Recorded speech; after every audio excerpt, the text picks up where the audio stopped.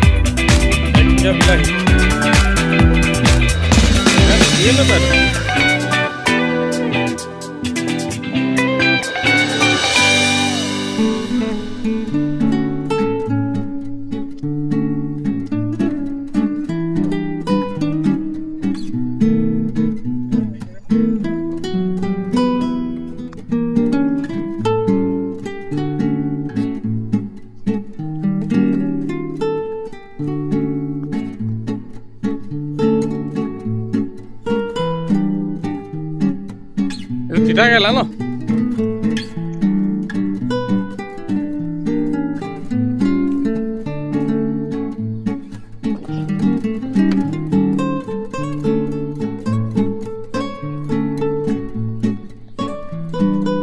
দাদা কেতিয়াবা ছিঙি আছে আপোনালোকে?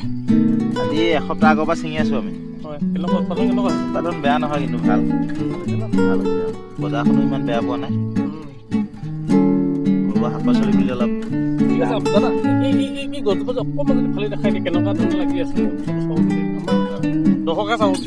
আমি 2 কোটা ছিঙিলো। এই 3 নম্বৰ কোটাটো আমি ছিঙি আছো। 3 নম্বৰ কোটাটো অকণমান কম পৰিমাণে হৈ আছে। যথেষ্ট দীঘল হৈছে, যথেষ্ট লাগি আছে ইয়াত ন।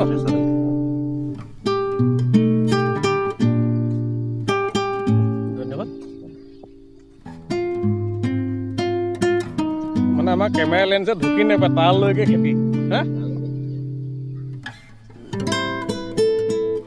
সেইটো সেই তাত কি আছে?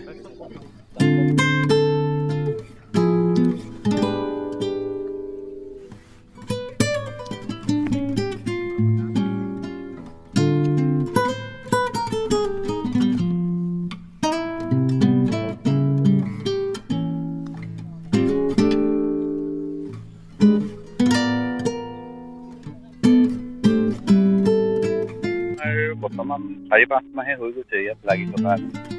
হঠাতে সিদ্ধান্ত কৰি আমি খেতি কৰিম বুলি আগবাঢ়ি আহিছিলোঁ।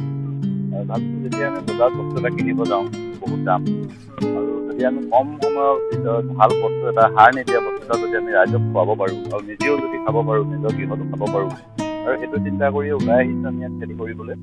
আৰু দেখিছোঁ আমাৰ ইয়াত আমি মুখেৰে কৰি থাকোঁ বহুত কথা, হাতেৰেও এবাৰ কৰি চাওঁ কেনেকুৱানো হয়, কেনেকুৱা লাগে খেতি কৰি। সেইটো কাৰণে আমি আগবাঢ়ি আহিছোঁ।